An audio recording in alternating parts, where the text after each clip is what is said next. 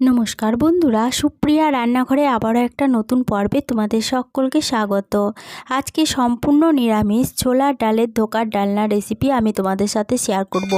আমি যেভাবে ধোকাটা বানাবো এইভাবে বানালে পরে একটাও ধোকা ভেঙে যাবে না, আর ধোকাগুলো খুব নরম হবে আর খেতে হবে অসাধারণ। তাহলে চলো বন্ধুরা, দেখে নেওয়া যাক এই রেসিপিটা কিভাবে বানানো হয়। ছোলার ডালের ধোকার ডালনা বানানোর জন্য এখানে 1 বাটি পরিমাণ ছোলার ডাল ভালোভাবে জলের মধ্যে ধুয়ে নিয়ে 5 থেকে 6 ঘন্টা মতো ডালটা জলে ভিজিয়ে রেখেছিলাম। ছোলার ডালটা খুব ভালো মতো জলে ভিজে গেছে। ডালটা বেটে নেব, তার জন্য একটা মিক্সিং জার নিয়েছি। জারের মধ্যে সমস্ত ভিজিয়ে রাখা ছোলার ডালগুলো নিয়ে নিচ্ছি। সমস্ত ছোলার ডাল মিক্সিং জারের মধ্যে দিয়ে দেওয়ার পরে দিয়ে দিচ্ছি হাফ চা চামচ লবণ আর হাফ চা চামচ চিনি। তবে মিষ্টিটা তোমরা যেরকম খাবে সেরকম অনুযায়ী কম বেশি করে নিতে পারো, অথবা যদি মিষ্টি না দিতে চাও তাহলে পরে চিনিটা স্কিপ করে যাবে। এরপরে ছোলার ডালের মধ্যে দিয়ে দিলাম 1 কাপ পরিমাণ জল। জলটা দিয়ে মিক্সিং জারের ঢাকনাটা বন্ধ করে ছোলার ডালটা বেটে নিয়েছি।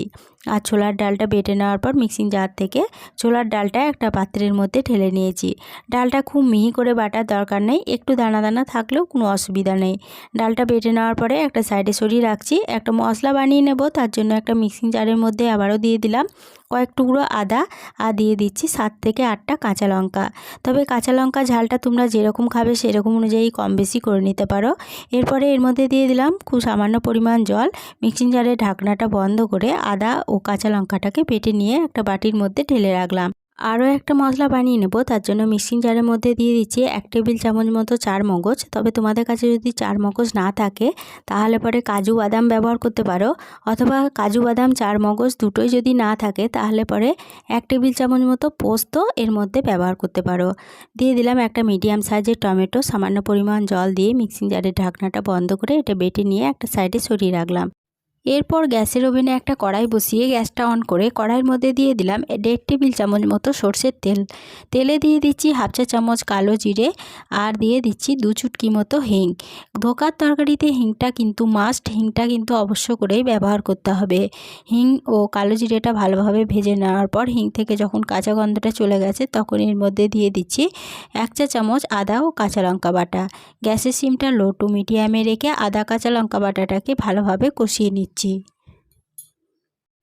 আদা কাঁচা লঙ্কা বাটা 1.5 মিনিট মতো কষিয়ে নেওয়ার পর আদা থেকে যখন কাঁচা গন্ধটা চলে গেছে তখন সমস্ত বেটে নেওয়া ছোলার ডালটা এর মধ্যে দিয়ে দিলাম। আর যতটা পরিমাণ ডাল বাটা নিয়েছিলাম ঠিক ততটা পরিমাণ জল দিয়ে দিচ্ছি এর মধ্যে।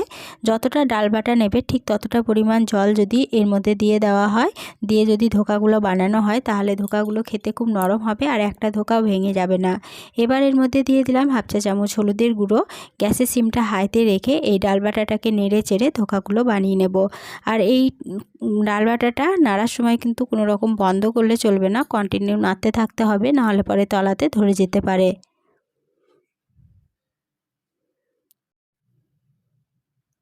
গ্যাসের সিমটা হাইতে রেখে ডাল বাটাটাকে 10 থেকে 12 মিনিট মতো নেড়েচেড়ে নিয়েছি। দেখো ডাল বাটার জলটা অনেকটা শুকনো হয়ে এসেছে আর এই ডাল বাটাটা দেখো কড়াই থেকে ছেড়ে চলে আসছে, মানে ধোকা বানানোর জন্য এটা একদম পারফেক্টভাবে তৈরি হয়ে গেছে। এবার গ্যাসের সিমটা বন্ধ করে দিচ্ছি। বন্ধ করে দিয়ে ডাল বাটাটাকে কড়াই থেকে নামিয়ে নিচ্ছি।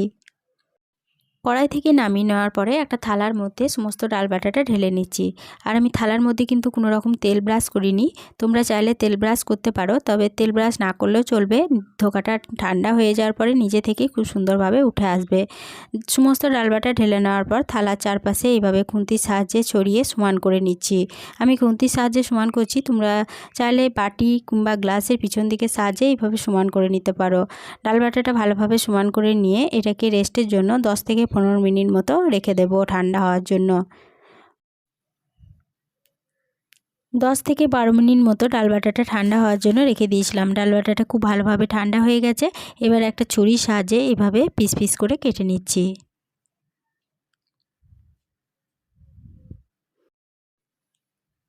ছুরির সাহায্যে ঠিক এইভাবে চৌকো চৌকো করে শেপ দিয়ে কেটে নিয়েছি। আমি এখানে চৌকো শেপটা দিয়েছি, তবে তোমরা তোমাদের পছন্দ মতো শেপটা দিয়ে নিতে পারো। এরপরে এই কেটে নেওয়া পিসগুলো থালা থেকে তুলে নিচ্ছি।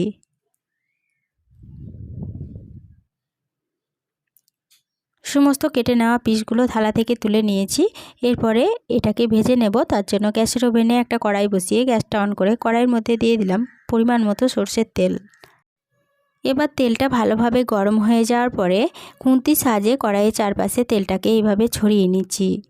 তেলটা ভালোভাবে ছড়িয়ে নেওয়ার পরে তেলের মধ্যে ধোকাগুলোকে ভেজে নেব। তার জন্য প্রথম ব্যাচে 6টা ধোকা আমি তেলের মধ্যে দিয়ে দিলাম। এরপরে বেশ কিছুক্ষণ অপেক্ষা করেছিলাম এক পিঠ ভাজা হওয়ার জন্য। এক পিঠ যখন হালকা একটু ভাজা হয়ে গেছে তখন ধোকাগুলোকে এইভাবে উল্টে দিচ্ছি। আর এইভাবে উল্টে পাল্টে ধোকাগুলোকে তেলের মধ্যে হালকা লাল করে ভেজে নিয়েছি। ধোকাগুলো খুব কড়া লাল করে ভাজার দরকার নেই, ঠিক এইভাবে ভিডিওতে যেমন দেখাচ্ছি এরকমভাবেই ধোকাগুলো ভেজে নিতে হবে।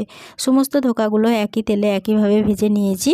এরপরে ধোকা ভাজার তেলে ফোড়নের জন্য দিয়ে দিচ্ছি 2টো দারচিনি, 2টো লবঙ্গ, 2টো এলাচ, 2টো তেজপাতাকে ছিঁড়ে, হাফ চা চামচ গোটা জিরে আর একটা শুকনো লঙ্কা। এবার গ্যাসের সিমটা মিডিয়ামে রেখে ফোড়নটাকে ভালোভাবে ভেজে নেওয়ার পর ফোড়ন থেকে যখন সুগন্ধ বেরোতে শুরু করেছে তখন এর মধ্যে দিয়ে দিলাম আবারও 2 চুটকি মতো হিং। হিংটা দিয়ে খুব ভালোভাবে তেলের মধ্যে ভেজে নিয়ে হিঙের কাঁচা গন্ধটা যখন চলে গেছে তখন এর মধ্যে দিয়ে দিচ্ছি 1.5 চা চামচ আদা ও কাঁচা লঙ্কা বাটা। এবার গ্যাসের সিমটা লো টু মিডিয়ামে রেখে আদা কাঁচা লঙ্কা বাটাটাকে ভালোভাবে কষিয়ে নিচ্ছি।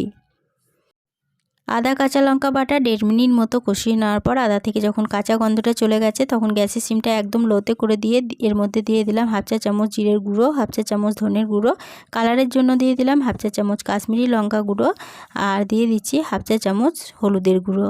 এবার এর মধ্যে দিয়ে দিলাম খুব সামান্য পরিমাণ জল। জলটা দিয়ে এবার গ্যাসের সিমটা লো টু মিডিয়ামে রেখে সমস্ত মশলা ভালোভাবে কষিয়ে নেব।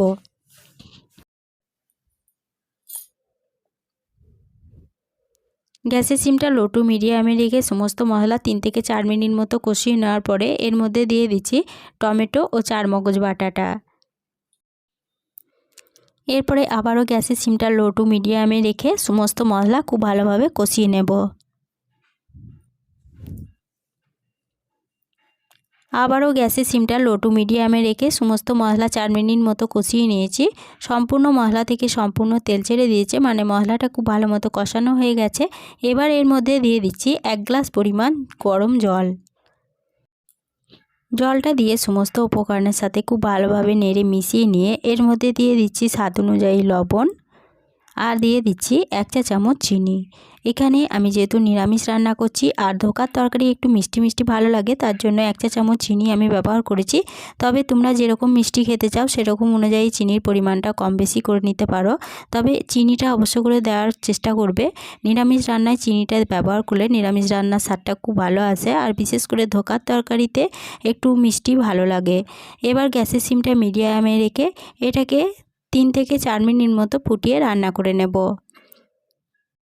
4 মিনিট মতো ফুটিয়ে রান্না করে নেওয়ার পরে এর মধ্যে দিয়ে দিচ্ছি সমস্ত ভেজে তুলে রাখা ধোকাগুলো দিয়ে দেওয়ার পরে একটা খুন্তির সাহায্যে হালকা হাতে এইভাবে একটু নেড়েচেড়ে নিচ্ছি আর ধোকাগুলোকে এইভাবে গ্রেভির মধ্যে ডুবিয়ে দিচ্ছি। এবার গ্যাসের সিমটা মিডিয়ামে রেখে এই গ্রেভির সাথে ধোকাগুলোকে বেশ কিছুক্ষণ ফুটিয়ে রান্না করে নিচ্ছি। গ্রেভির সাথে ধোকাগুলোকে 2 মিনিট মতো ফুটিয়ে রান্না করে নিয়েছি। এর বেশি আর ফুটিয়ে রান্না করতে যাব না, তাহলে কিন্তু ধোকাগুলো একদম ভেঙে যাবে। এরপরে হালকা হাতে একটু নেড়েচেড়ে নিয়ে এর মধ্যে দিয়ে দিলাম হাফ চা চামচ গরম মশলার গুঁড়ো আর দিয়ে দিচ্ছি 1 চা চামচ ঘি। ঘি ও গরম মশলাটা সমস্ত উপকরণের সাথে হালকা হাতে একটু নেড়েচেড়ে মিশিয়ে নিয়ে গ্যাসের সিমটা বন্ধ করে দিয়ে আরও 5 মিনিটের জন্য ঢাকা দিয়ে স্ট্যান্ডিং টাইমে রেখে দিয়েছিলাম। 5 মিনিট পর ফিরে এসে ঢাকা চাপাটা খুলে নিয়ে ধোকার ডালনা কড়াই থেকে নামিয়ে নিয়েছি। গরম ভাতের সাথে পরিবেশনের জন্য ধোকার ডালনা আমার একদম রেডি হয়ে গেছে। আজকের রেসিপিটা ভালো লেগে থাকলে লাইক কমেন্ট শেয়ার করতে ভুলো না প্লিজ। আর নতুন বন্ধু হয়ে থাকলে চ্যানেলটা সাবস্ক্রাইব করে পাশে থাকার অনুরোধ রইল। আজকের রেসিপিটা এই পর্যন্তই ছিল, ফিরে আসবো আবার নতুন কোনো রেসিপি নিয়ে।